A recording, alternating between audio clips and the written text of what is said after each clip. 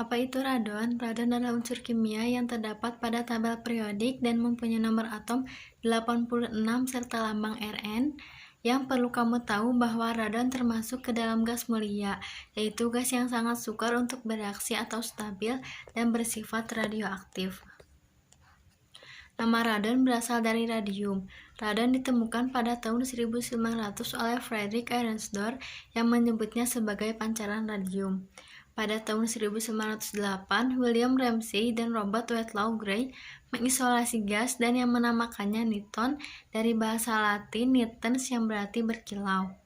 Setelah itu menentukan kepadatannya dan mereka menemukan bahwa radon adalah gas paling berat pada masa itu dan sampai sekarang. Radon bersifat inert dan menempati posisi terakhir pada unsur gas mulia dalam tabel periodik semenjak 1923. Unsur 86 ini disebut radon.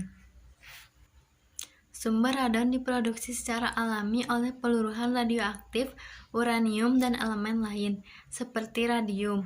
Misalnya, 222 Rn dihasilkan oleh peluruhan radium. Air sendiri juga mengandung radon. Kandungan radon dalam air bawah tanah lebih tinggi dibandingkan dengan kandungan radon pada air di permukaan. Penumpukan gas radon pada atmosfer yang terjadi secara alami memerlukan waktu yang lama, sehingga air yang bersinggungan dengan udara bebas terus kehilangan kandungan radon karena proses volatilisasi atau bisa kita sebut menguap.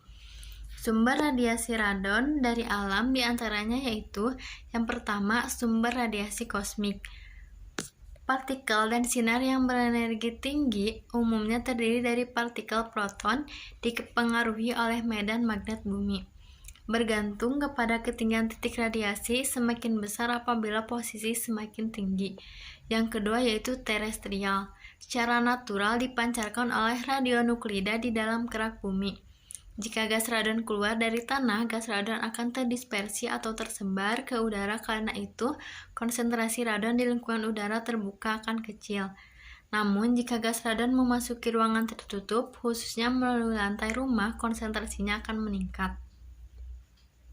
Adapun sumber radiasi radon buatan, yaitu yang pertama zat radioaktif. Berdasarkan reaksi inti antara nuklida yang tidak radioaktif dengan neutron atau reaksi fisi di dalam reaktor atom, aktivasi neutron atau berdasarkan penembakan nuklida yang tidak radioaktif dengan partikel atau ion cepat, dan juga bisa memancarkan jenis radiasi alfa, beta, gamma, dan neutron. Yang kedua yaitu akselerator, alat yang digunakan untuk mempercepat partikel bermuatan ion.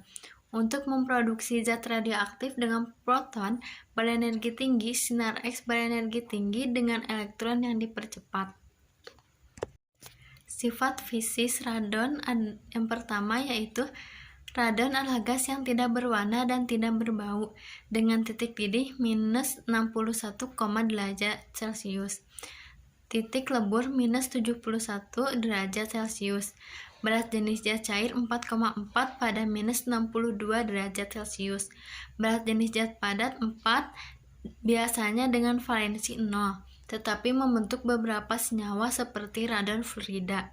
Yang kedua yaitu kepadatannya adalah 9,72 gram per liter, membuatnya sekitar 7 kali lebih padat dari udara. Ini adalah gas yang terpadat yang diketahui. Yang ketiga yaitu radon larut dalam air dan menjadi cairan bening tidak berwarna di bawah titik didihnya. Yang keempat, pada suhu yang lebih rendah lagi, radon cair membeku sebagai padatan, warnanya berubah dari kuning menjadi merah jika saat suhu diturunkan lebih jauh. Sifat kimia radon diantaranya yaitu yang pertama, radon 222 memiliki isotop yang paling stabil. Memiliki 20 isotop dikenal, hanya 3 diantaranya terjadi di alam, yaitu radon 219, radon 220, dan radon 222.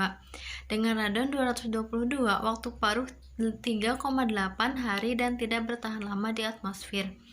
Yang kedua, karena merupakan gas atom tunggal seperti oksigen yang terdiri dari 2 atom, dengan mudah menembus banyak bahan umum seperti kertas, kulit, plastik, kepadatan rendah, dan lain-lain.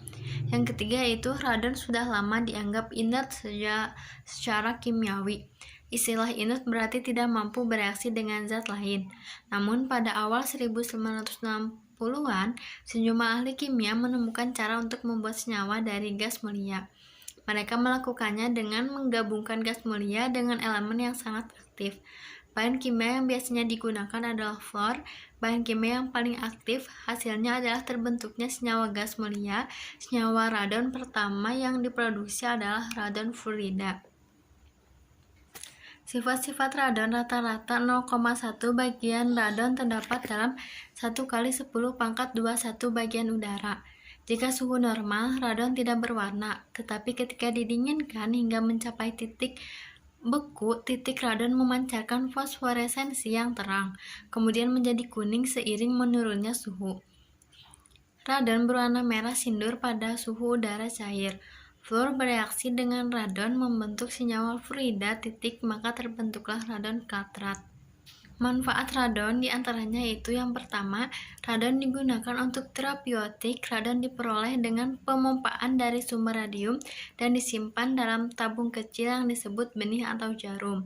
Yang kedua yaitu radon digunakan dalam penyelidikan hidrologi yang mengkaji interaksi antara air bawah tanah, anak sungai, dan sungai. Peningkatan radon dalam anak sungai atau sungai merupakan petunjuk penting bahwa terdapat sumber air bawah tanah. Yang ketiga, radon digunakan sebagai sumber neutron dan memiliki peran dalam memprediksi gempa bumi. Adapun kerugian radon, yaitu radon dapat menyebabkan kanker paru-paru. Gas radon menyebabkan kanker paru-paru karena adanya paparan gas radon. Radon merupakan sumber radiasi alam yang paling banyak mendapatkan perhatian serius di beberapa negara maju, seperti Amerika Serikat dan negara-negara Eropa Barat. EPA atau Badan Perlindungan Lingkungan Amerika Serikat memperkirakan 20.000 kematian kanker paru-paru di USA disebabkan karena radiasi radon. Pemaparan terhadap radon merupakan penyebab kanker paru-paru nomor 2 setelah rokok. Radon membentuk radiasi ionizing dan terbukti menimbulkan masalah kesehatan yaitu kanker paru-paru. Efek merugikan dari radiasi yang dipancarkan gas radon ini telah diketahui sejak abad ke-19. Kita dapat menghindari paparan radon dengan memperbaiki dinding dan lantai yang retak, mengganti pipa yang sudah tua, dan memiliki ventilasi yang baik di rumah. Tujuannya untuk membuat level paparan radon menjadi normal. Sekian presentasi tentang unsur radon saya cukupkan sampai sini. Terima kasih dan mohon maaf bila ada kekurangan dan kesalahan. Wassalamualaikum warahmatullahi wabarakatuh.